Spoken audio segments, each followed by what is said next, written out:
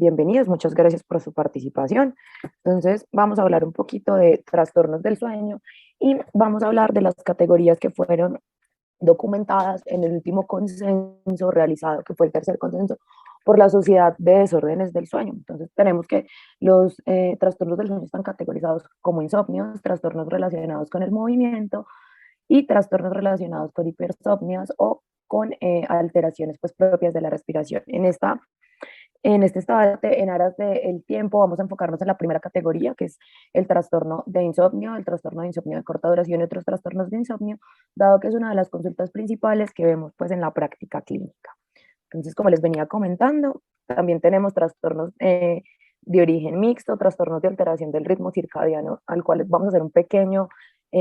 comentario frente al tema, dado que nosotros somos médicos y somos propensos a desarrollar este tipo de trastornos, y están los trastornos relacionados con el movimiento de las parasomnias y el sonambulismo. Entonces, hablando un poquito de epidemiología, vamos a ver que en las revisiones que se tienen a nivel mundial, pues la prevalencia de los 4 tipos de categorías es variable, pero las manifestaciones clínicas se dan en alrededor de un tercio de la población general, es decir, en algún momento de la vida alguien va a tener alguna manifestación de un trastorno tanto de insomnio o de alteración pues de su calidad de sueño y suelen tener algún grado de repercusión en su vida cotidiana. Existen las manifestaciones relativas que varían hasta en un 15%, las manifestaciones relativas suelen no tener repercusiones sobre la calidad de vida, pero existe un porcentaje importante que alcanza casi un 20% que va a referir que está insatisfecho o inconforme con su cantidad de sueño, con su calidad de sueño o con la forma en la que presenta su descanso en las noches. Este diagnóstico va a variar según si utilizamos el consenso de y las categorías de la sociedad de desórdenes del sueño o si utilizamos el DSM-4 o el DSM-5. Entonces, si ven las cifras, realmente son mucho más altas en mujeres que en hombres, y esto principalmente se da por la alteración que tenemos las mujeres frente a la producción de hormonas y la carga social y afectiva que tenemos frente a las familias y nuestro trabajo. La prevalencia de estas manifestaciones va a empeorar con la edad, generalmente aumenta y está asociada a la disminución de la necesidad de sueño y a la disminución de la profundidad de las fases del sueño, como vamos a ver más adelante. El consumo de alcohol y de tabaco es una de las condiciones que más se asocia a tener dificultades para mantener y conciliar el sueño y que puede estar relacionado con somnolencia diurna. Las relaciones realmente entre los factores psicopatológicos y el insomnio es muy alta. La depresión es una de las principales causas de insomnio y a veces es la única manifestación clínica que tenemos. Fuera de eso, hay que tener claro que es parte de uno de los criterios diagnósticos del trastorno depresivo mayor y que 4 de cada 5 personas va a presentarlo. Entonces, el insomnio realmente tiene manifestaciones típicas y manifestaciones atípicas, pero está muy relacionado con enfermedades respiratorias, como bien lo definimos en las categorías. Está relacionado con las enfermedades como con el EPOC, el asma y la bronquitis crónica, así como las enfermedades inflamatorias, las enfermedades cardiovasculares, principalmente la falla cardíaca, las enfermedades cerebrovasculares, la diabetes y todas las enfermedades que cursen con algún grado de dolor crónico. Posterior a la pandemia de COVID-19, hubo un aumento inesperado de la documentación de trastornos del sueño. Realmente a hoy no se tiene claro cuál es el papel principal del diagnóstico de la enfermedad por SARS-CoV-2 en el desarrollo de los trastornos del sueño, pero se tiene claro que la elevación de los niveles de ansiedad, la presencia de depresión y el aislamiento social que hubo durante esa época fueron los detonantes principales para incrementar el trastorno del sueño. Posteriormente se han hecho algunas revisiones, ninguna ha tenido pues una sustancia científica importante, entonces solamente tenemos asociaciones entre la presencia de ciertas interleucinas desarrolladas por la reacción sistémica inflamatoria que genera la enfermedad, que pueden ser los detonantes del trastorno del sueño a futuro. Entonces, para hablar un poquito de la fisiología del sueño, tenemos que tener claro que tenemos un ciclo sueño-vigía y que fuera de ese ciclo vamos a tener unas fases del sueño y dentro de estas fases del sueño van a haber unas fases que son no REM, es decir, las que no tienen movimientos oculares rápidos, y una fase REM que tiene movimientos oculares rápidos. Dentro de las fases no REM, que suelen durar alrededor de 90 minutos, esto es independiente entre las personas, podemos decir que pueden durar esta fase completa del sueño entre 90 minutos hasta 2.5 horas y esto es súper idiosincrático. es decir, que cada persona va a tener una forma diferente de responder y una cantidad de sueño diferente. Vamos a enfocarnos pues en la revisión del New England Journal, en donde afirman que una persona que tenga 2 ciclos completos de su fase del sueño es una persona que puede generar una vida cotidiana sin alteraciones. El problema es cuando se tienen menos de 2 ciclos o cuando estos 2 ciclos son insuficientes o están dados de forma errónea o cortados o abruptamente por algún trastorno del sueño. Ahí es donde empiezan las repercusiones como tal. Entonces, hablando pues de la fase de no REM, vamos a tener que son 3 fases, una fase N1, N2 y N3, en la que vamos a ver que la percepción del entorno, la disminución de la actividad muscular, la disminución de la temperatura, así como un decaimiento en la presión arterial y en las pulsaciones como tal, va a ser importante para poder generar el aumento de las ondas cerebrales. Entonces, en estas fases, básicamente vamos a tener una liberación de hormonas como la hormona del crecimiento, que es lo que va a permitir, más adelante vamos a ver, desarrollar algunos tipos de enzimas y de hormonas que nos van a garantizar el sueño, mientras que la fase no REM, que ocupa hasta el 30% del ciclo del sueño, pues es básicamente la fase donde va a haber una respiración rápida, un aumento de las pulsaciones y vamos a tener una fase donde se consolida toda la memoria, es decir, que las personas que no tienen ciclos completos básicamente no van a tener una capacidad de fijación adecuada en el cerebro y vamos a tener que esa corteza no va a ser apta para una fijación y vamos a tener trastornos asociados a déficit cognitivo secundario solamente al insomnio. Aquí les voy a mostrar básicamente cuáles son las influencias positivas y negativas del sueño. Vamos a ver que dentro de las positivas, que es lo que más adelante vamos a hablar frente a la prevención primaria, está el ejercicio, la producción de triptófano orgánico, los carbohidratos y los ácidos grasos. Y vamos a ver la importancia de la vitamina D, de la vitamina B y del magnesio en el mantenimiento y en la solución de los problemas de sueño como tal. Esto básicamente lo que va a permitir es un aumento de la concentración de triptófano, que es el que va a permitir la síntesis de serotonina en el cerebro y va a permitir como tal el sueño reparador. Entonces, como les venía diciendo, vamos a enfocarnos principalmente en los trastornos de sueño. El ciclo pues, sueño-vigía oscila en 24 horas y están involucrados múltiples procesos neuronales. Y es por eso que cuando se tiene un insomnio crónico, estas alteraciones pues van a generar una disminución de la síntesis de serotonina, de melatonina y van a estar relacionadas no solamente con la alteración en el electroencefalograma de las ondas alfa, las ondas beta y las ondas delta, sino que también van a estar relacionados con la disminución en la calidad del desempeño académico y el desempeño profesional en las personas. Entonces, cuando definimos insomnio, definimos que el insomnio crónico es como tal un periodo en el cual debe haber más de 3 días a la semana con alguna de las siguientes dificultades. Dificultad para iniciar el sueño, dificultad para mantenerlo, despertarse antes de lo deseado y una resistencia a acostarse en el horario adecuado, es decir, esas variaciones extremas del sueño, así como en los niños o en los adultos mayores, esa resistencia a dormir sin un padre o sin un cuidador como tal. Entonces, si ven, dentro de las categorías de el consenso de la Sociedad de Desórdenes del Sueño, pues vamos a ver que se necesitan 3 meses para diagnosticar el insomnio crónico. Pero cuando tenemos un insomnio de corta duración, es un insomnio de más o menos de 2 a 3 meses, este insomnio está relacionado más con estresores agudos, como estresores ocupacionales, algún comportamiento diferente, alguna pérdida o un cambio en el sitio en la cama o en el sitio donde se duerme. Y esto realmente es un factor importante para desencadenar un insomnio crónico. Dentro del insomnio que es mayor a 3 meses, que es el insomnio crónico, pues vamos a ver que no solo son los factores mentales los que los llevan a él, sino también los factores eh, como las comorbilidades, los factores externos y la mala higiene del sueño. Entonces el insomnio realmente es una comorbilidad importante y genera una peor calidad de vida, afecta el funcionamiento de las personas y suele ser una causa importante de queja en los ámbitos emocionales, cognitivos y comportamentales, principalmente por esa deprivación de sueño, que lo que va a generar es una disfunción no solo cerebral, principalmente en la corteza frontal y prefrontal, sino también que vamos a ver que es un deterioro que va a generar conductas y comportamientos anómalos en las personas y va a repercutir en la calidad de vida y en su entorno. Entonces, cuando vamos a hablar de los criterios como tal para el diagnóstico, fuera de las dificultades para iniciar, mantener el sueño y esos múltiples despertares, vamos a ver que hay una fatiga o una pérdida de energía, hay somnolencia diurna o hay un exceso de sueños en el día, va a haber una falta de atención, una hipoprosexia muy importante en los pacientes que va a afectar la concentración y la memoria, puede haber alteraciones en el humor, principalmente un humor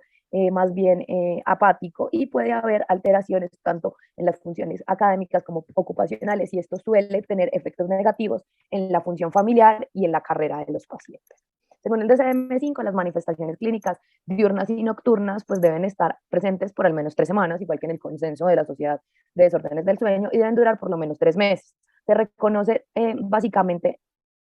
que la excepción de los enfermos de insomnio crónico intermitente pueden tener episodios sintomáticos durante semanas y permanecer asintomáticos durante otras semanas, pero como esto es una historia de vida y estamos evaluando el insomnio a lo largo del tiempo, pues concluyen que cuando hay una repercusión que es de forma intermitente, también se podría conocer como se podría diagnosticar un trastorno de insomnio crónico. Y tenemos los trastornos de insomnio a corto plazo que realmente responden a un insomnio agudo y, como vimos previamente, su principal causa es la adaptación. La sintomatología diurna y nocturna es la que nos va a permitir evaluar la repercusión sobre la vida de la persona y nos va a generar esas influencias que van a dar como tal esas quejas cognitivas en los pacientes. La edad, los factores biológicos y los psicosociales pues van a contribuir a esa vulnerabilidad y a padecer el insomnio, básicamente es porque los trastornos adaptativos no bien manejados van a generar repercusiones fisiológicas en nuestra vida cotidiana. Entonces, ¿cuál es la sintomatología nocturna? Pues la falta de iniciación del sueño, la falta de mantenimiento, el despertar adelantado y una queja bastante común, el sueño no reparador. Es decir, esas personas que duermen, pero usted les ve físicamente agotadas. Entonces, vamos por ahí buscándole las asociaciones. En cuanto a la sintomatología diurna, vamos a ver que tienen fatiga, dificultad o incapacidad para realizar siestas, hay un déficit cognitivo variable, hay alteraciones en el humor, hay aumento de la ansiedad, hay disminución en la energía y disminución en la motivación. También debemos hacer pues un énfasis importante, sobre todo en los pacientes de edad, en esos medicamentos que producen insomnio, dado que muchas veces son esos los causantes principales de la patología como tal. Entonces vemos que hay una amplia gama, principalmente los beta bloqueadores, los alfa bloqueadores, los calcio antagonistas, los diuréticos, las estatinas, los inhibidores de la recaptación de serotonina, o sea que son muchos de los medicamentos que tenemos a mano y que utilizamos en nuestros pacientes día a día los que nos pueden contribuir a la presencia de un trastorno del sueño como tal. ¿Cuáles son las características propias del insomnio? Esto es realmente, cuando uno habla de un inicio abrupto, habla de un inicio asociado a acontecimientos estresantes. El inicio del insomnio crónico suele estar relacionado en esta vida media, principalmente en las mujeres, como lo expliqué previamente, no solo por carga fisiológica, sino por carga emocional. Y cuando aparecen personas jóvenes, realmente hay que buscar esos detonantes estresores que hay actualmente, porque la generación en curso, la generación de los millennials y de los centennials, tiene ciertos problemas de adaptación y de tolerancia a la frustración. Entonces, el insomnio es una de las manifestaciones propias de la incapacidad de reconocer su entorno de vida como tal y de afrontar las dificultades que se tienen. Obviamente va a haber una percepción de salud mucho más pobre que la del resto de la sociedad, y esto va a estar dado por la falta de sueño reparado. Entonces, obviamente, vamos a ver que esa sintomatología es mucho más psiquiátrica, que puede haber un antecedente de consumo de drogas. El alcohol, a pesar de que el alcohol y el tabaco, a pesar de que son drogas de consumo legal, pues son una de las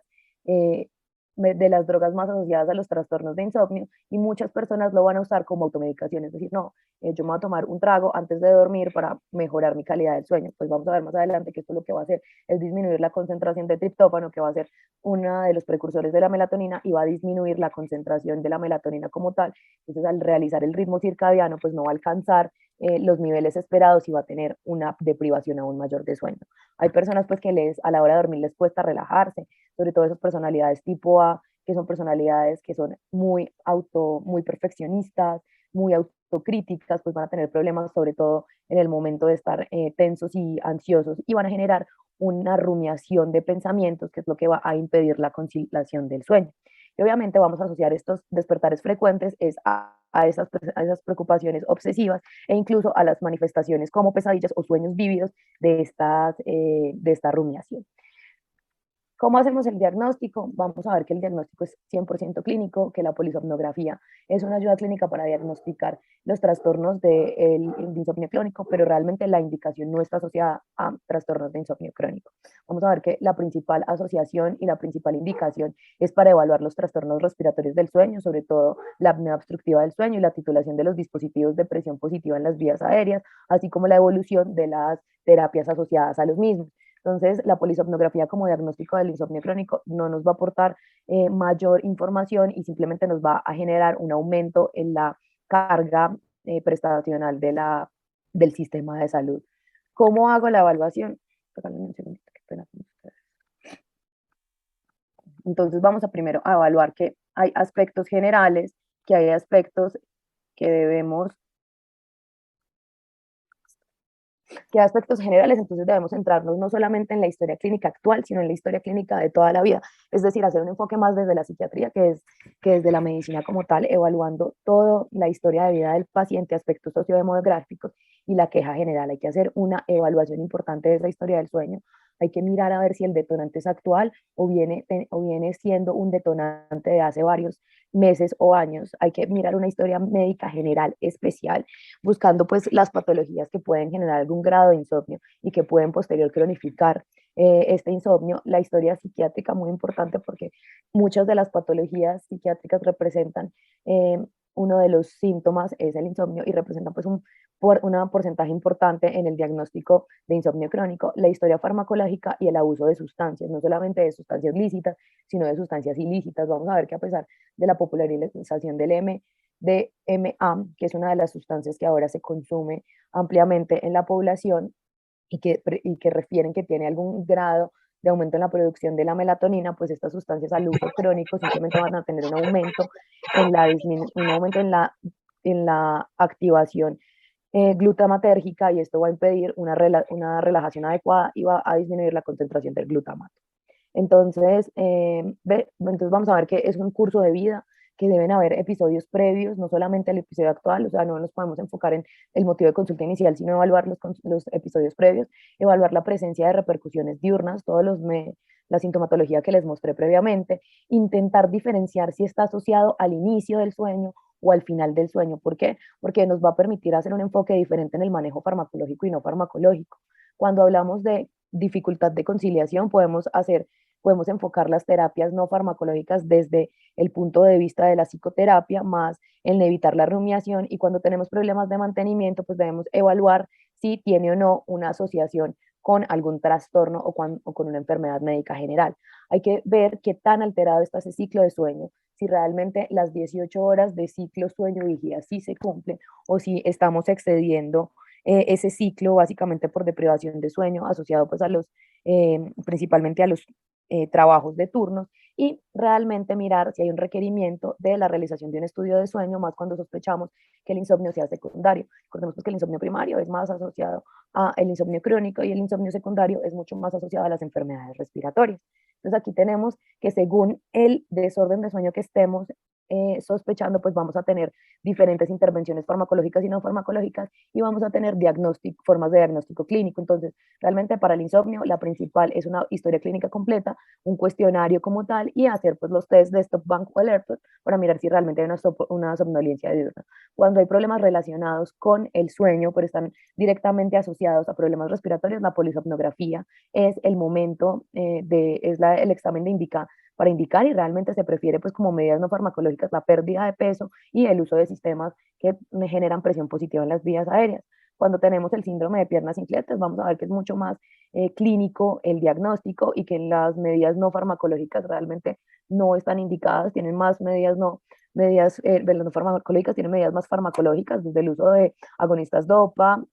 el levodopa y las benzodiazepinas principalmente, porque tiene una repercusión no solo sobre el sueño, sino sobre las personas que duermen con ella. Y cuando tenemos alteraciones en el sueño REM, pues vamos a ver que esto realmente es más una injuria desde el sitio donde uno duerme, y hay que organizar pues toda esa higiene del sueño que se tiene y evaluar la necesidad de benzodiazepinas, dado que la melatonina y las otras agentes farmacológicos no están indicados en el mismo. Entonces, cuando nos preguntamos, venga,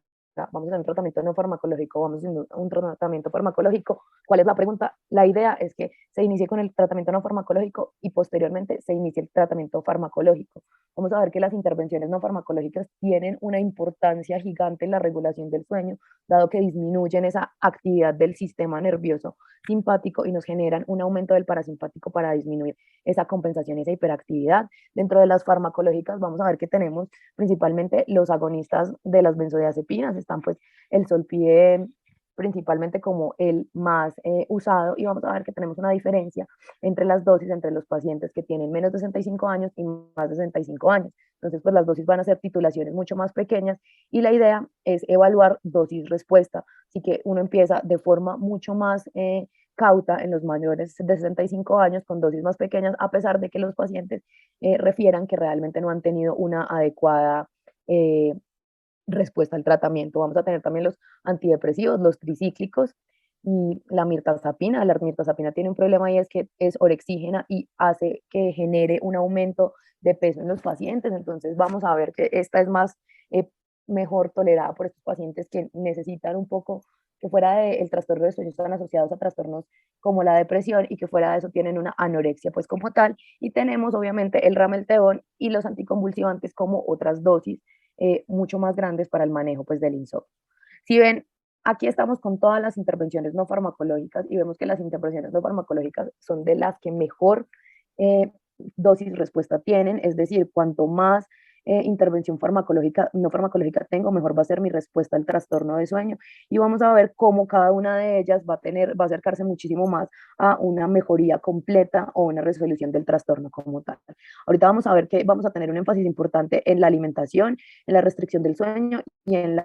el mindfulness, para que veamos cómo esas terapias conductivo-conductuales mejoran ostensiblemente los trastornos del sueño.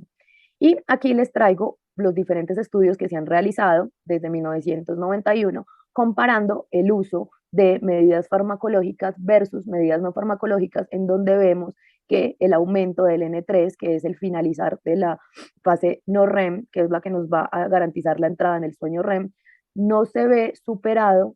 por las medidas, no, por las medidas farmacológicas, es decir, cuando vemos objetivamente la medida, que es generalmente con una polisomnografía, la latencia y el aumento del N3 es mucho más prevalente en las medidas no farmacológicas que en las medidas farmacológicas. Entonces, dentro de las medidas no farmacológicas tenemos la terapia cognitivo-conductual, cosas básicas, o sea, el manejo del estrés, el manejo de la ansiedad,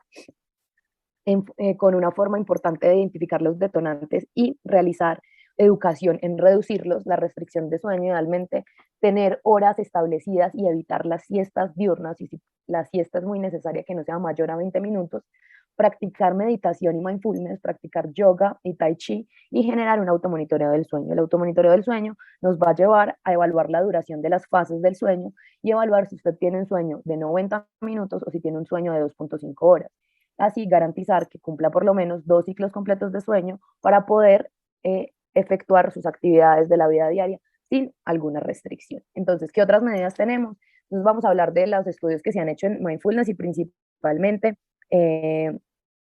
las que intervienen en el adulto mayor. Hay que resaltar que esta práctica lo que hace es disminuir la liberación del cortisol. Este cortisol siempre está cuando hay una acumulación de estrés y de ansiedad que no permite que durante la noche disminuya su concentración, sino que se mantenga en niveles altos. Y esto lo que genera es un aumento de la ansiedad en las noches y dificulta la concentración del sueño. Entonces, ¿qué se ha comprobado con el mindfulness? Básicamente que lo que hace es que genera esta disminución del cortisol y genera ondas teta en el cerebro, que esto lo que va a hacer es aumentar la plasticidad cerebral y ahora se conoce como cerebro neuroplástico. Lo que va a hacer es mejorar esa corteza prefrontal y va a permitir el descanso como tal. Entonces, si vemos, aquí tenemos el estudio que se realizó, pues un estudio muy pequeño, pero que se puede extrapolar a nuestra población, principalmente porque son poblaciones adultas mayores, y vamos a ver que la práctica, a pesar de que tiene una representación muy pequeña de otras etnias, pues tiene su mayoría en los pacientes de raza blanca, vamos a ver que tuvo un beneficio importante y que genera una mejoría en la calidad de sueño y una disminución en el insomnio. Aquí vemos cómo en los desenlaces secundarios, vemos que disminuye la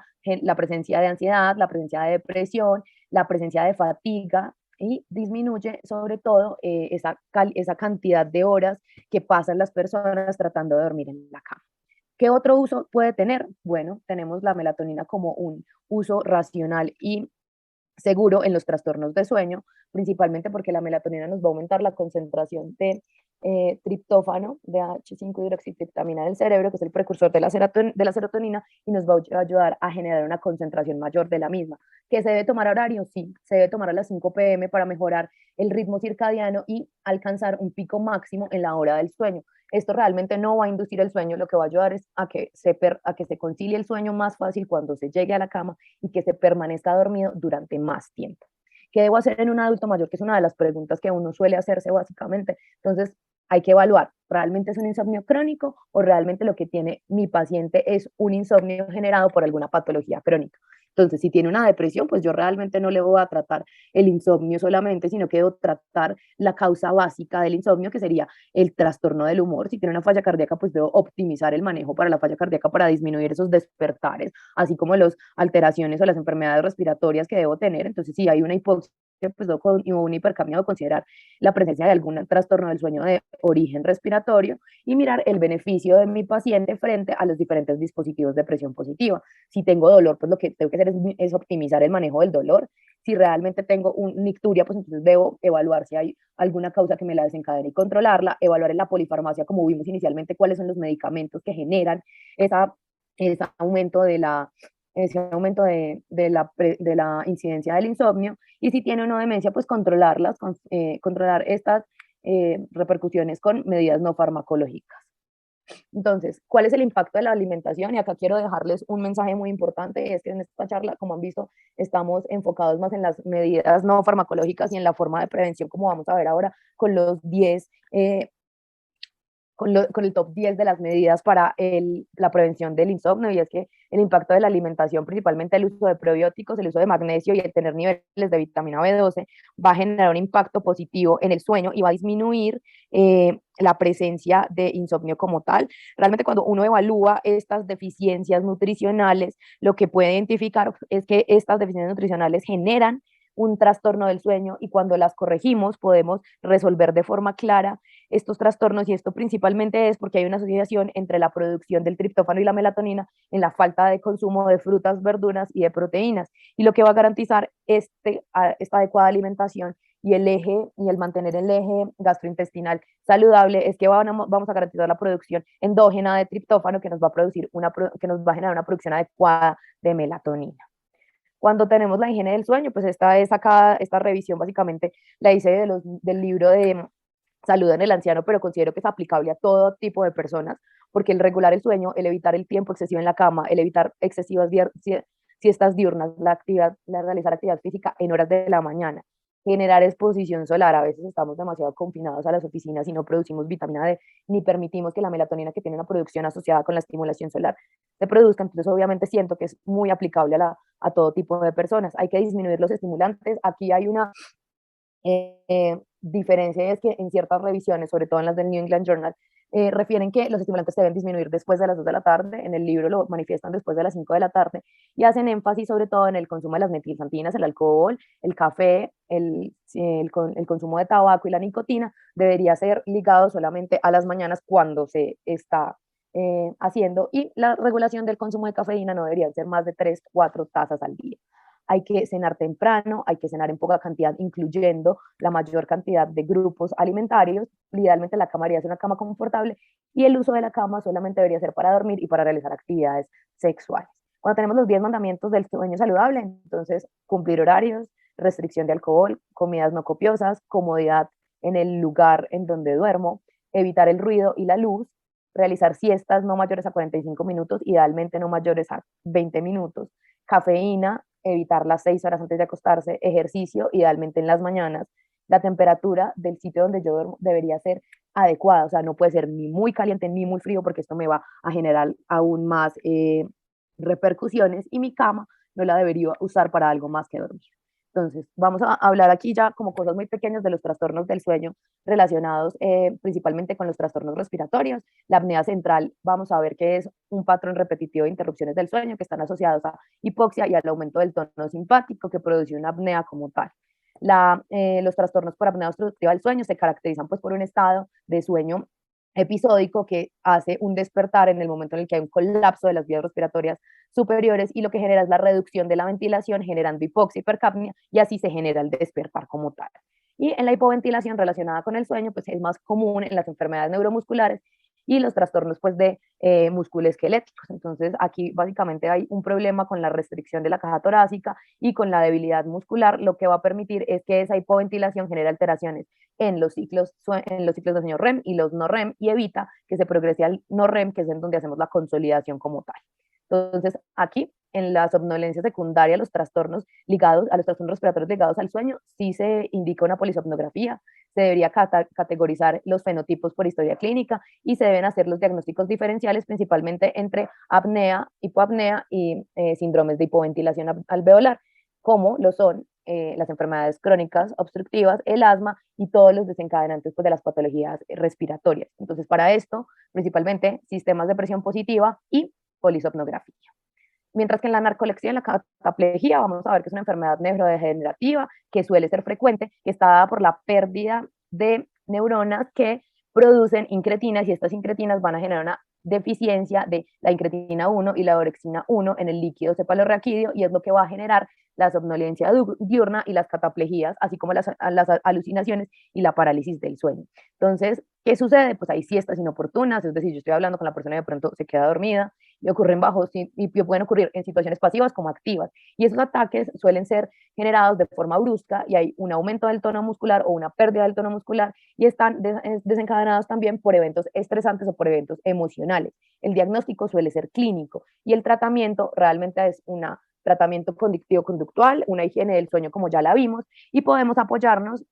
del modafinil, que es el estimulante puro de los receptores alfa-adrenérgicos, que tiene una duración de aproximadamente 18 horas, y lo que va a permitir es que haya una interacción en los sistemas GABAérgicos y serotoninérgicos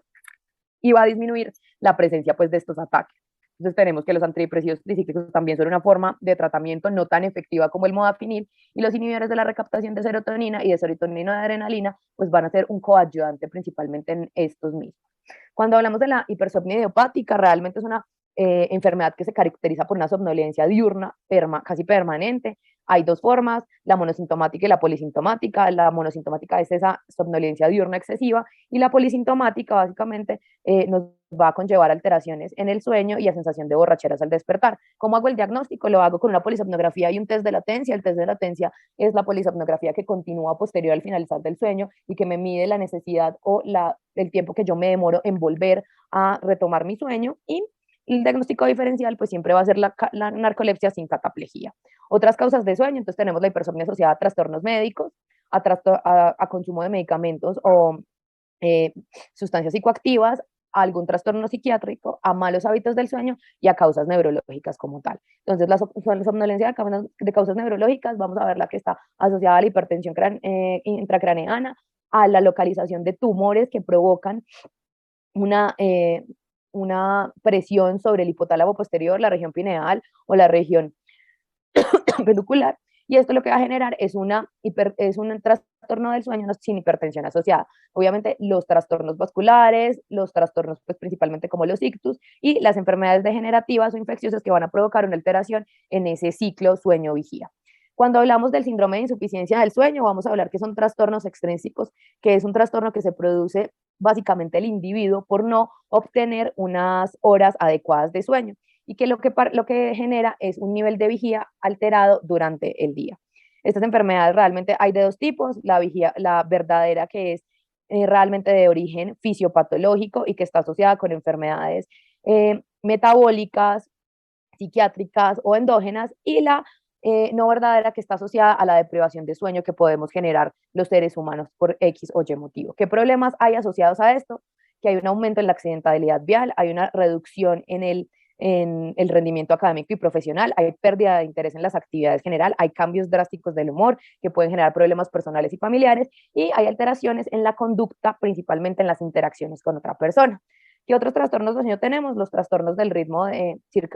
circadiano sueño-vigía. Estos son un patrón crónico y recurrente y están asociados principalmente a los trabajos que tienen turnos. Entonces, vamos a hacer acá varias